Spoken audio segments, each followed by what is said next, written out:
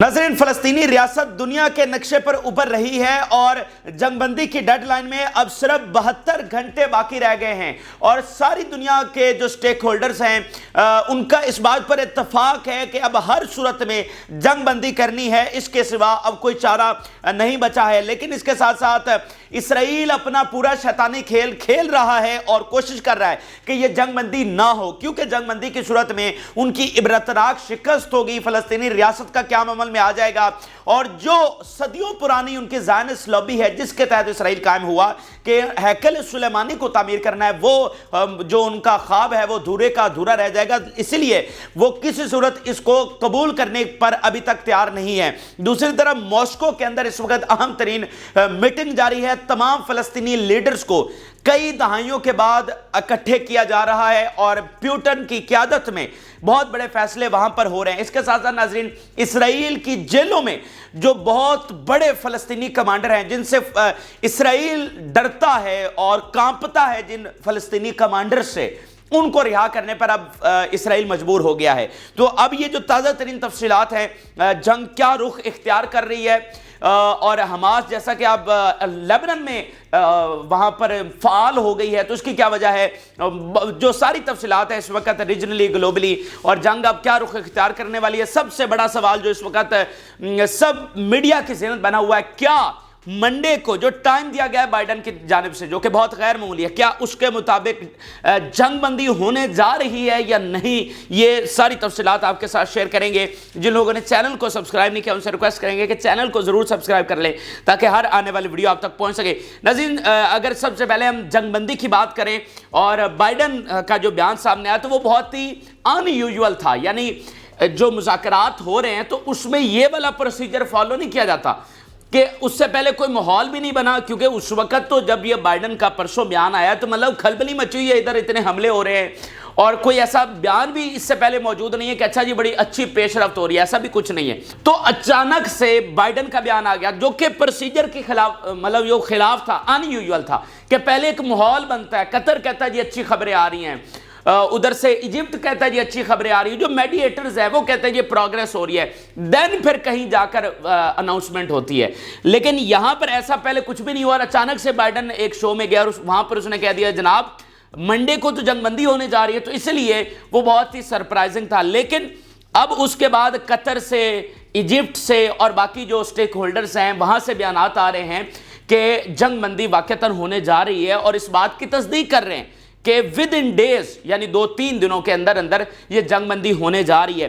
तो पहले ये सारी खबरें आपके सामने रख रहे हैं, फिर इस पर एनालिसिस भी आपके सामने पेश करेंगे।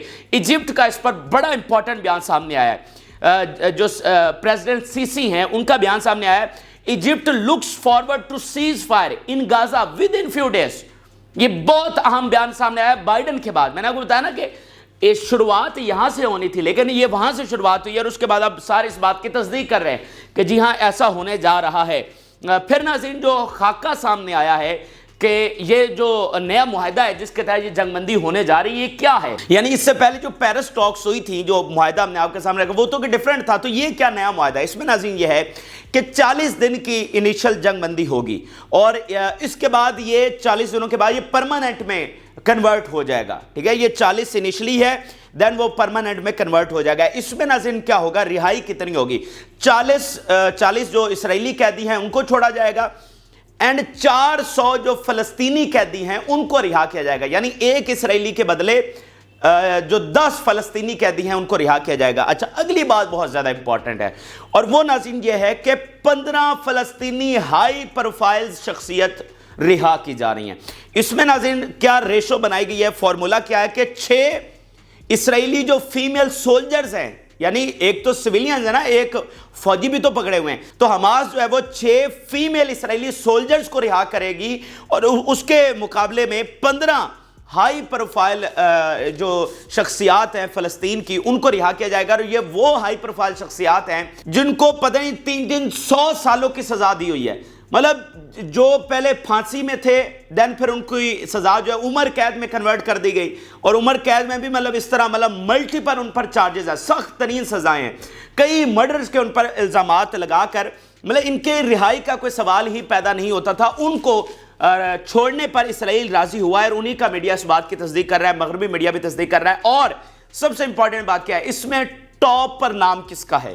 اس پر ٹاپ پہ نام ہے مروان برغوثی کا۔ مروان برغوثی ہم آپ کو بتا چکے ہیں کہ بہت بڑی شخصیت ہیں۔ اگر فلسطینیوں میں اگر ہم دیکھیں کہ سب سے اوپر کس کا نام آتا ہے، یعنی ادھر یحییٰ سمر بھی ہیں، اسماعیل ہانیہ بھی ہیں، لیکن سب سے جو مقبول ترین شخصیت ہے ان کی، وہ مروان برغوثی ہے۔ اس سے پہلے ایک بار ہم نے ان کی کچھ پروفائل آپ کے سامنے رکھی بھی تھی۔ تو مروان برغوثی کو فلسطینی اپنا نیلسن منڈیلا مانتے ہیں، اور یہ یاسر عرفات کے بہت قریبی ساتھی رہے ہیں، اور یہ پچھلی دو دہائیوں سے جیل میں، اور ان کی جو آدھی زندگی ہے سمجھ لیں کہ وہ جیل میں گزر گئی ہے۔ تو یہ بہت بڑی شخصیت ہے۔ میں نے وہ بتایا نا کہ وہ نیلسن منڈیلا فلسطینی ان کو مانتے ہیں کہ انہوں نے آزادی دلوانی ہمیں۔ تو اب ان کو مطلب کسی طور پر اسرائیل چھوڑنے کے لیے راضی نہیں ہے۔ یہ بہت ہی اسرائیل سمجھتا ہے کہ یہ بہت ہی خطرناک ہے، مطلب جس طرح کی یہ جو سیاست جس طرح سے یہ کرتے ہیں، جو عبور ان کو حاصل ہے، اسرائیل ان سے بہت زیادہ خوف زدہ ہے۔ تو اب ناظرین ان کو رہا کیا جانے لگا ہے، اور رہا کیوں کیا جا رہا ہے وہ آگے چل کر میں آپ کو بتاتا ہوں۔ جو ایک عارضی حکومت کا ہم نے آپ کو بتایا تھا کہ عارضی حکومت پہلے قائم کی جائے گی فلسطینی ریاست کے لیے، پھر الیکشنز ہوں گے اور باقاعدہ ریاست بنے گی۔ تو اس میں جو وزیر اعظم جس کو بنایا جانا ہے عارضی سیٹ اپ میں، وہ مروان برغوثی کا نام ہے۔ یہ پہلے آپ سٹیٹمنٹ دیکھیے، فائنینشل ٹائمز اس کو کس طرح سے بیان کر رہا ہے کہ یہ کتنی بڑی بات ہے اور اسرائیل کے لیے کتنی بڑی شکست ہے مروان برغوثی کو رہا کرنا، جس کو وہ کبھی بھی نہیں چاہتا تھا، لیکن آج وہ گھٹنوں پر آ گیا ہے اور اس کے لیے کوئی دروازہ نہیں بچا ہے، کوئی راہ فرار نہیں ہے، اس لیے وہ ان کو رہا کر رہا ہے۔ یہ آپ ذرا سٹیٹمنٹ دیکھیے گا، بڑی زبردست انہوں نے ورڈنگ استعمال کی ہے۔ Jailed militant becomes ultimate bargaining chip in Israel Hamas hostage deal, کہ الٹیمیٹ جو ایک ان کو بارگیننگ چپ ملی ہے نا، وہ یہ مروان برغوثی ہے۔ اچھا، یہ بڑی انٹرسٹنگ بات ہے کہ حماس بھی، جو حماس کی فہرست میں جو ٹاپ نام تھا وہ مروان برغوثی کا ہے، حالانکہ مروان برغوثی حماس کے نہیں ہیں، وہ الگ تنظیم کے ہیں، لیکن حماس نے ٹاپ پر ان کا نام رکھا ہوا تھا۔ تو ایٹ دی اینڈ اسرائیل کو مجبور ہونا پڑا۔ اس سے پہلے جو ڈیڈ لاک رہا ہے اس میں ایک بڑی وجہ یہ بھی تھے کہ حماس کہتے تھے مروان برغوثی کو چھوڑے، اسرائیل کہتا نہیں چھوڑنا، یہ بھی ایک ڈیڈ لاک کی ایک وجہ تھی۔ تو آج فائنینشل ٹائم کہہ رہا ہے کہ الٹیمیٹ جو ایک بارگیننگ چپ ملی ہے جس کے اوپر بارگیننگ ہو رہی ہے، وہ مروان برغوثی ہے۔ یہ ذرا آپ ان کی 2-3 اور سٹیٹمنٹ دیکھیے اسی کے نیچے۔ اب اس سٹوری میں وہ تفصیلات لکھتے ہیں کہ مجبور کس طرح سے اسرائیل ہوا ہے۔ That progress has been made possible by Israel finally agreeing to consider the release of so-called heavy prisoner, a reference to those jailed for the killing of Israelis، کہ اس پر مطلب کئی اسرائیلیوں کے مرڈر کا اس پر چارجز لگا کر بند کیا ہوا، حالانکہ ایسی کوئی چیز نہیں ہے۔ اب یہ والی آپ ذرا لائن دیکھیے گا، مروان از دا ہیویسٹ آف دا ہیویز۔ یہ دیکھیں انہوں نے لائن کیا استعمال، وہ کہہ رہے ہیں کہ یہ خالی ہیوی پریزنر نہیں ہے، پیچھے انہوں نے کہا کہ سو کالڈ ہیوی، آگے وہ لکھتے ہیں کہ یہ خالی ہیوی نہیں ہے، دس از دا ہیویسٹ آف دا ہیوی، کہ جو ہیوی کہے جاتے ہیں، مطلب یہ سب استادوں کا استاد اگر آپ کہہ لیں، کہ بادشاہوں کا بادشاہ کہہ لیں، یہ وہ ہے ہیویسٹ آف دا ہیوی، یہ وہ سب سے بڑی شخصیت ہے یہ۔ پھر انہوں نے کہا Marwan is the heaviest of the heavies, said an Israeli official who was involved in Barghouti capture and trial. Releasing him would be so politically expensive that it is seen as the final straw when no other options exist to secure the release of the hostages. بہت بڑی بات لکھ دی ہے، اس سے بڑی کوئی شکست کا اعتراف ہو نہیں سکتا کہ اسرائیل کے پاس کوئی آپشن ہی نہیں بچا تھا ہاسٹیجز کو رہا کروانے کے لیے۔ تو الٹیمیٹلی پھر ان کو حماس ہی کی ڈیمانڈ پر جا کر اس کو رہا کروا کے ہاسٹیجز کو لینا پڑی ہے۔ آپ کس لیے آپ نے جنگ شروع کی تھی کہ ہم بائی فورس اپنی ہاسٹیجز کو واپس لائیں گے، اپنے پریزنرز کو، لیکن ایٹ دی اینڈ ہوا کیا کہ جو حماس کی شرائط تھی کہ مذاکرات کے ذریعے ہوگا، اور مذاکرات میں بھی جو حماس کی شرائط ہے اس کے مطابق کہ یہ بندہ چھوڑو گے تو ہاسٹیجز دیں گے۔ یہ آپ بات کو سمجھ رہے ہیں؟ یہ کتنی بڑی عبرتناک شکست ہے اسرائیل کے لیے کہ وہ ملٹری کے ذریعے اپنی لانا چاہتے تھے، اور ملٹری تو دور رہ گئی، وہ مذاکرات میں بھی ساری جو شرائط ہے وہ حماس کی مانی جا رہی ہے کہ جو بندہ وہ کہہ رہے ہیں وہ انہیں چھوڑنا پڑا، جس کے لیے سوال ہی پیدا نہیں ہوتا تھا۔ وہ کہہ رہے ہیں نا ہیویسٹ آف دا ہیویز، کہ یہ تو اتنی بڑی شخصیت تھی کہ جس کے بارے میں اسرائیل سوچ بھی نہیں سکتا تھا کہ اس کو کبھی وہ رہا کریں گے۔ 2 دہائیوں سے جیل میں پڑے ہوئے ہیں، ٹھیک ہے، تو آج وہ مجبور ہوئے ہیں کیونکہ ان کے پاس کوئی راستہ ہی نہیں بچا ہے، یہ وہ بات کر رہے ہیں۔ پھر آپ یہ ایک اور سٹیٹمنٹ دیکھیے، ان کنسیشن اسرائیل میں free 15 high profile prisoners for female soldiers, یہ جو ان کا ٹائمز آف اسرائیل ہے وہ اس بات کو کنفرم کر رہا ہے۔ اچھا، اب یہ ایک چیز ہو گئی ریلیز کے حوالے سے۔ اب باقی اس معاہدے میں کیا ہے کہ روزانہ 500 ٹرکس امداد کے اندر داخل ہوں گے، تھاؤزنڈز آف ٹینٹس جو ہیں یعنی جو رہائش کے لیے وہ اندر داخل ہوں گے، اور اس میں آگے چلیے تو پھر جو اب ایک عارضی جو ہے وہ حکومت بنائی جائے گی، یعنی جنگ بندی ہو گئی، اس کے بعد یہ ہے کہ فوری امداد اندر جائے گی، اس کے بعد یہ ہے کہ زخمیوں کو فوری بہت سارے ملکوں میں شفٹ کیا جائے گا۔ اس کے بعد اگلا سٹیپ کیا ہے؟ اگلا سٹیپ یہ ہے کہ ایک ٹیکنوکریٹک گورنمنٹ بنائی جائے گی، یعنی اس میں حماس بھی نہیں ہوگی اور اس میں فتح جو کہ ویسٹ بینک میں اس وقت نظام چلا رہی ہے، جو فلسطینی اتھارٹی ہے، وہ بھی نہیں ہوگی۔ اب ایک نئی عارضی حکومت بنائی جائے گی، ٹیکنوکریٹک گورنمنٹ ہوگی، اور اسی کے تحت جو بہت بڑی پیش رفت ہوئی ہے کہ کابینہ جو وزیر اعظم ہے فلسطینی اتھارٹی کا، اس کے کابینہ میں مستعفی ہو چکے ہیں، ہم پہلے آپ کو خبر دے چکے ہیں۔ تو اب یہ نئی جو ٹیکنوکریٹک گورنمنٹ ہے اس کا وہ عمل شروع ہو چکا ہے، یعنی بہت سالڈ اقدامات فلسطینی ریاست کے لیے اٹھائے جا رہے ہیں۔ یہ آپ ذرا سٹیٹمنٹ دیکھیے، Qatar and Egypt will help form new Palestinian technocratic government, کہ چونکہ یہ ایک عارضی گورنمنٹ ہے، الیکٹڈ تو نہیں ہے، تو ایک ٹیکنوکریٹک گورنمنٹ ہوگی جو ایک عارضی نظام سنبھالے گی، اور اس کے بعد پھر باقاعدہ جو الیکشنز ہوں گے اور اتھارٹی کوئی نئی جو بھی حکومت آئے گی جیسے ریاستوں میں ہوتا ہے۔ لیکن یہ بنیادی آغاز ہے فلسطینی ریاست کی طرف، بڑا ٹھوس اقدام ہے۔ اچھا، پھر ناظرین یو اے ای کا جو سب سے بڑا میڈیا ہے، نیشنل ان کا جو نیوز پیپر ہے، وہ کیا لکھ رہا ہے؟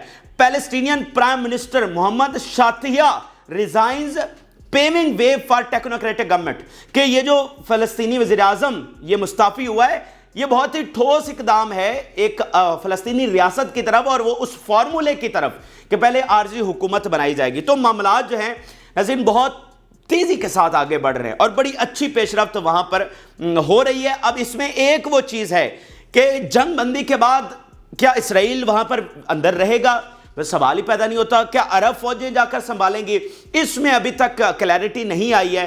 پرانے معاہدے میں یہ تھا کہ عرب فوجیں اندر جائیں گی، یا یونائٹڈ نیشن کے جو زیر انتظام فوجیں ہیں، جو پیس کیپنگ فورسز ہیں، وہ اندر جائیں گی۔ اب اس پر ابھی تک کلیئرٹی سامنے نہیں آئی ہے کہ یہ تو ساری چیزیں ہو رہی ہیں، لیکن وہ کیا عرب فوجوں کا کیا معاملہ ہے، وہ ابھی امید ہے کہ ایک آدھ دن میں اس کی تفصیلات بھی سامنے آ جائیں گی۔ اچھا، اسی دوران ناظرین جو ایک بہت بڑی پیش رفت ہو رہی ہے، جو بہت بڑی ڈیولپمنٹ ہو رہی ہے، وہ روس میں ہو رہی ہے، اور روس میں بہت بڑا کام کر رہا ہے، وہ کام جو کوئی اور نہیں کر سکا، کوئی عرب اور اسلامی ملک بھی نہیں کر سکا، وہ کام جناب روس کر رہا ہے، اور روس سب کو متحد کر رہا ہے۔ یہ ناظرین اس طرح سے ہوا تھا کہ 90s میں جب اوسلو اکارڈ ہوا تھا، تو اس کے بعد فلسطینیوں میں جو ان کی لیڈرشپ تھی اس میں بہت زیادہ اختلافات آ گئے تھے۔ ایک جو گروپ ہے وہ یہ کہتا تھا کہ اسرائیل کے ساتھ معاہدہ نہیں ہونا چاہیے کیونکہ یہ معاہدے کی خلاف ورزی کرے گا اور اس پر اعتبار نہیں ہونا چاہیے، جو کہ بعد میں معاہدے کی خلاف ورزی اسرائیل نے کی اور ویسٹ بینک میں سیٹلمنٹس بنائیں۔ اچھا، جو دوسرا گروپ ہے وہ دوسرا تھا جو معاہدہ کر رہا تھا، تو یہ اس کے بعد اگر ہم دیکھیں تو 30-35 سال یہ اختلافات بہت عروج پر رہے ہیں، اور ان اختلافات کی وجہ سے فلسطینی کوز کو بہت زیادہ نقصان ہوا ہے۔ تو اب جب ہم ایک وکٹری کے قریب پہنچے ہیں تو اب یہ ضرورت محسوس کی گئی ہے کہ ہم سارے اختلافات کو بھول جائیں، ماضی رہ گیا، آج ہمیں متحد ہونے کی ضرورت ہے۔ اگر متحد ہوں گے تو بہت جلدی ہم یہ وکٹری حاصل کر سکتے ہیں۔ کوئی آسان راستہ تو نہیں ہے بھائی، 100 سالہ مسئلہ ہے، اور اس میں ابھی تک عالمی طاقتیں ہیں جو سونی لابی کے انڈر، وہ تو پوری کوشش کر رہے ہیں کہ فلسطینی ریاست نہ بنے، تو ابھی بھی یہ کوئی آسان راستہ نہیں، ابھی بھی اس میں بہت سارے کانٹے ہیں۔ تو اس لیے ضروری ہے کہ ہم سارے متحد ہو جائیں، اور اس کی جو کمان سنبھالی ہے وہ رشیا نے سنبھالی ہے۔ پیوٹن نے خود انوائٹ کیا ہے، اس میں اسلامک جہاد بھی ہے، اس میں فتح بھی ہے، فتح جس کے محمود عباس صدر ہیں جو فلسطینی اتھارٹی ہے ویسٹ بینک میں، اور اس کے علاوہ حماس، یہ 3 بڑی تنظیمیں ہیں۔ یہ اس وقت ان کے سارے لیڈرز جو ہیں وہ ماسکو میں پہنچے ہوئے ہیں، اور یہ آمنے سامنے ٹیبل پر ان کو بٹھایا جائے گا، ان کے سارے جو اختلافات ہیں وہ ختم کیے جائیں گے اور یونیفائڈ لیڈرشپ بنائی جائے گی، اور وہیں پر جو فلسطین ریاست کی جو پہلی حکومت ہے اس کا جو خاکہ ہے وہ بھی ماسکو میں طے ہو رہا ہے۔ میں نے آپ کو بتایا نا کہ آپ دیکھیں گے اس جنگ کے بعد دنیا میں کس طرح سے تبدیلی آئیں گی، آپ دیکھیں گے کہ مشرق جو ہے وہ طاقتور ہو کر ابھرے گا اس جنگ کے بعد۔ تو آج ادھر کے معاملات اور ماسکو میں طے ہو رہے ہیں۔ جو رشین میڈیا ہے وہ اس کو کس طرح سے بیان کر رہا ہے، Palestinians said to agree on technocratic government at meeting in Russia۔ کہ وہاں پر جو حکومت بنے گی اس کا خاکہ بھی وہاں پر تیار ہو رہا ہے کہ کس طرح کی حکومت ہم نے بنانی ہے، اور اگر یہ کوئی ہینکی پھینکی کرتے ہیں تو پھر ہم نے اس کا کیا بندوبست کرنا ہے، کیونکہ اعتبار اتنا تو نہیں ہے، کوئی ایسا اعتبار تو نہیں ہے، مطلب امریکہ پر اس سے پہلے کتنا ہم قریب آ کر پیچھے ہٹے ہیں، تو ایسا کوئی الٹیمیٹ ان پر کانفیڈنس تو نہیں ہے، تو باقی تیاری بھی ہم نے پوری رکھنی ہے کہ بھئی ہینکی پھینکی ہوگی تو پھر اس کا کیا کرنا ہے۔ اچھا اب ناظرین یہاں پر اگر ہم دیکھیں تو امریکہ کی پوزیشن کیا ہے، یعنی جو سب سے ڈیسائیڈنگ فیکٹر ہے نا، امریکہ ہی کی وجہ سے جنگ جاری رہی ہے، جو کچھ ہوا ہے امریکہ کی وجہ سے ہوا ہے، تو جنگ رکنی بھی امریکہ کی وجہ سے ہے، تو امریکہ کی پوزیشن کیا ہے ناظرین؟ بہت حیران کن چیزیں ہو رہی ہیں، بہت حیران کن چیزیں ہو رہی ہیں۔ اچانک سے امریکی جو پوزیشن ہے اس میں تبدیلی آ گئی ہے۔ وہ جو ایرن بوشنیل ہے، میں نے آپ کو کہا تھا نا کہ یہ واقعہ امریکہ کا پیچھا نہیں چھوڑے گا، اور یہ کیسی اس نے انقلاب اٹھا دیا ہے، وہاں پر ایسی تحریک کھڑی کر دی ہے کہ امریکہ گھٹنے ٹیک جائے گا، اور گھٹنے ٹیک رہا ہے روز بروز۔ اسرائیل کے حوالے سے ان کی پوزیشن میں تبدیلی آ رہی ہے۔ اس وقت ناظرین کیا ہو رہا ہے کہ ایک تو انہوں نے وہ اچانک سے بائیڈن نے بیان دے دیا کہ ہم تو جنگ بندی کروانے جا رہے ہیں، تو وہ اسرائیل میں ماتم اس کا ہوا، بڑی چیخیں گے، اچھا یہ بائیڈن نے کیا کہہ دیا۔ پھر ابھی ناظرین کیا ہو رہا ہے، اسرائیل کی جو سب سے بڑی پاورز ہے یعنی ان کی کمپنیز، ان پر پابندیاں لگانے جا رہا ہے امریکہ، اور ان کے خلاف انویسٹیگیشنز شروع اس نے کر دی ہیں، ان پر سینکشنز لگا رہا ہے۔ اور سب سے بڑی جو بات سامنے آئی ہے، جو آئرن ڈوم بنانے والی کمپنیز ہیں ان پر پابندیاں لگ رہی ہیں، اور اگلی بات سن لیجئے، یہ بہت بڑی بات ہے اور اس وقت ٹاپ ڈیبیٹ یہ بنی ہوئی ہے، امریکہ آئرن ڈوم واپس کر رہا ہے اسرائیل کو۔ جی ہاں، آئرن ڈوم جو کہ فلیگ شپ پروجیکٹ ہے، یعنی اسرائیل کا سب سے بڑا جو پروجیکٹ ہے ان کی ڈیفنس انڈسٹری کا، وہ آئرن ڈوم ہے، اور اس آئرن ڈوم کی جو فنڈنگ تھی بنانے میں 2011 میں 3.8 بلین ڈالرز امریکہ نے دیے تھے اس آئرن ڈوم کو بنانے کے لیے، ٹھیک ہے، اور اس آئرن ڈوم کو انہوں نے پوری دنیا میں بیچا بھی ہے کہ دیکھیں یہ جو ہمارا بڑا پروجیکٹ ہے۔ اچھا وہ امریکہ نے بھی اس کو خریدا، اور امریکہ جو میکسیکو کا بارڈر ہے وہاں پر انہوں نے اس کو نصب کیا ہوا ہے اور مختلف جگہوں پر کیا ہوا ہے، تو یہ ایک بڑا فلیگ شپ پروجیکٹ ہے، بڑے بلینز آف ڈالرز کمائے۔ لیکن آج امریکہ ایک تو نا کاغذی کاروائی کرنا کہ اچھا جی ہم یہ کر رہے ہیں وہ کر رہے ہیں، آئرن ڈوم واپس کر رہے ہیں، یہ اس چیز کو آپ ہلکا نہ لیں، یہ اس چیز کو معمولی نہ سمجھیں۔ دیکھیں مجھے میری بات سنیں، اگر اسرائیل کا سب سے بڑا اتحادی جس کی وجہ سے اسرائیل قائم ہے اور جس نے ڈیفنس انڈسٹری میں ان کی بلینز آف ڈالرز انویسٹ کیے ہوئے ہیں، اور یہ آئرن ڈوم بھی انہی کی انویسٹمنٹ سے بنا ہے، اگر وہ آئرن ڈوم پر اعتماد نہیں کر رہی اور وہ واپس کر رہی ہے تو مجھے بتائیے اب یہ آئرن ڈوم کون خریدے گا؟ اور یہ صرف آئرن ڈوم کی بات نہیں ہے، یہ ان کی پوری ڈیفنس انڈسٹری کی بات ہے کہ اگر امریکہ کو آپ کی بنائی گئی چیزوں پر اعتبار نہیں ہے تو آپ پر اعتبار کون کرے گا؟ وہ جو آپ کی ڈیفنس انڈسٹری پوری دنیا میں جانی جاتی ہے اور آپ بڑا منافع کماتے ہیں، آپ کی اکانومی اس پر ڈیپینڈنٹ ہے، تو اب آپ کی ڈیفنس انڈسٹری کا کیا حشر ہو جائے گا؟ اور اس جنگ نے جو کچھ حماس اور حزب اللہ نے آپ کے ساتھ کر دیا ہے کہ آپ اپنا دفاع نہیں کر سکے تو آپ باقی ملکوں کا کیا دفاع کریں گے؟ تو آپ کے بنائی ہوئی چیزیں اب کون خریدنے والا ہے؟ آپ کے جاسوسی کے سافٹ ویئر اب کون خریدنے والا ہے کہ آپ اپنی انٹیلیجنس تو کر نہیں سکے، ان کی انٹیلیجنس آپ نے کیا کرنی ہے؟ تو یہ بات ذرا سمجھیے کہ یہ جو سارے سٹیپ لیے جا رہے ہیں جو کہ امریکہ شاید اپنی ول کے خلاف لے رہا ہے، ان کی ول تو ابھی بھی ہے کہ وہ فوجیں بھیج دے اسرائیل میں، لیکن وہ ایسے جکڑے گئے ہیں کہ وہ نہیں بھیج پا رہے، تو بات یہ کہ جو کچھ امریکہ سٹیپ لے رہا ہے یہ اسرائیلی ریاست جو ہے اب یہ ماضی والی اسرائیلی ریاست نہیں ہوگی، یعنی اگر یہ معاہدہ ہو جاتا ہے، دو ریاستیں بن جاتی ہیں تو اسرائیل پہلے جیسا پاورفل نہیں رہنے والا بھائی، یہ بات سمجھیے، یعنی اس کے دانت بھی توڑے جائیں گے، اس کے پر بھی کاٹے جائیں گے، یعنی یہ ایک ایسی ریاست بنے گی جو ماضی والا اسرائیل ہے وہ والا اسرائیل اب نہیں بچنے والا ہے۔ اب اگر یہ دو ریاستیں بنتی بھی ہیں تو اسرائیل ایک بہت ماضی کی نسبت ایک کمزور ریاست بنے گا جس پر کسی کو اعتبار نہیں ہوگا، جس کی ڈیفنس انڈسٹری کی کوئی کریڈیبلٹی نہیں ہوگی، جس کی جو باقی معاملات ہیں، جو ٹریڈ ہے دنیا کے ساتھ، یا جو جس طرح سے باقی ان کے پہلے الائنس تھا اس میں بہت زیادہ تبدیلی آنے والی ہے۔ تو یہ جو سارے سٹیپ یورپ اور امریکہ لینے جا رہا ہے، سو دس از اے بگ نیوز۔ اچھا اب ناظرین یہاں پر اسرائیل کی پوزیشن کیا ہے؟ یہ تو ساری چیزیں ہو رہی ہیں لیکن اسرائیل جس نے یہ سارا کچھ کرنا ہے، جو کر رہا ہے، وہ کیا سوچ رہا ہے، اس کی پوزیشن کیا ہے؟ تو اس وقت ماتم ہے، خاموشی ہے اور چیخیں ہیں، کیونکہ یہ جو سارا کچھ ہو رہا ہے اس میں 1% بھی اسرائیل کی نہیں سنی جا رہی، اس میں 1% بھی اسرائیل کی وکٹری تو ہے ہی نہیں بھائی۔ اسرائیل اس لیے نہیں قائم ہوا تھا کہ ان کی جو لوگ ہیں وہ یہاں پر آ کر بسیں گے یا ان کو جگہ نہیں ہے، اسرائیل اس لیے قائم نہیں ہوا، دس از اے زائنسٹ لابی، یہ زائنسٹ تحریک ہے کہ ہم نے وہاں پر جانا ہے جہاں پر یہ ہزاروں سال پہلے تھے، وہاں پر اپنا ایک امپائر بنانا ہے، وہاں پر اپنا ہیکل سلیمانی بنانا ہے، وہاں سے ہم نے دنیا پر رول کرنا ہے. یہ اس لیے قائم ہوا تھا. تو یہ ایسا نہیں ہے کہ اگر وہ نہیں قائم ہو رہا تو پھر بھی وہ آرام سے مان لیں گے کہ اچھا ہمارے لوگوں کو جگہ تو مل رہی ہے. ایسا نہیں ہے بھائی. تو وہ تو اس کو کسی صورت قبول نہیں کریں گے. جو اس وقت بھی سب سے بڑا سوال ہے کہ اسرائیل کی تو تمام اطراف سے اس پہ شکست ہے، تو اسرائیل اس کو کیسے قبول کرے گا؟ اور اندر سے جو ایک لاوا پھٹے گا کہ مطلب جو انسٹیبلٹی ہوگی کہ بھائی کیونکہ ساری سوسائٹی ان کی جس طرح سے انتہا پسند ہے، جس طرح سے ان کی لیڈرشپ انتہا پسند ہے، وہ اس چیز کو کیسے مانے گی؟ ان کا مقصد تو مکمل قبضہ تھا، وہ فلسطینی ریاست کیسے دیں گے؟ یہ سوال ہی پیدا نہیں ہوتا.